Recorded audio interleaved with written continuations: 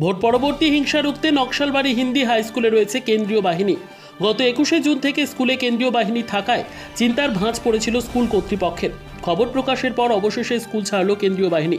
4 দিন থাকার নাম করে 18 দিন কেটে গেলেও কেন্দ্রীয় বাহিনীদের স্কুল থেকে সরিয়ে বিকল্প ব্যবস্থা করেনি প্রশাসন বলে অভিযোগ জানিয়েছিলেন স্কুলের প্রধান শিক্ষক দমনকান্ত মিশ্র। এতে উদ্বিগ্ন হয় স্কুল কর্তৃপক্ষ। গোটা ঘটনার ইতিমধ্যে নকশালবাড়ি থানায় চিঠি দিয়েছিল স্কুলের প্রধান শিক্ষক। খবর সম্প্রচারিত হয়ে পদক্ষেপে সরল কেন্দ্রীয় বাহিনী। সকাল থেকে কেন্দ্রীয় বাহিনীর জওয়ানরা স্কুল ছাড়তে শুরু করেছে। আগামীকাল স্বাভাবিকভাবেই স্কুল পরিচালনা করা সম্ভব হবে বলে প্রধান শিক্ষক জানান।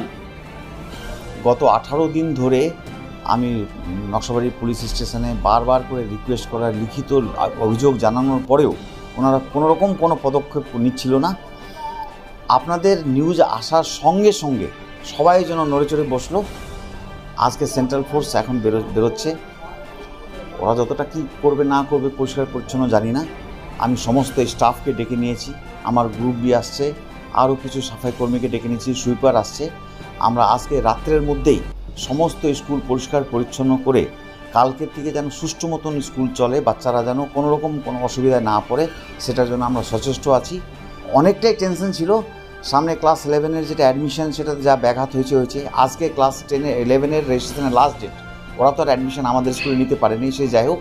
কিন্তু বাচ্চাদের 11, 12 বা আরও অন্যান্য ছোটো ক্লাসের বাচ্চাদের যে ক্লাস কী করে হবে আমরা এটা নিয়ে নানান চিন্তায় ভুগছিলাম।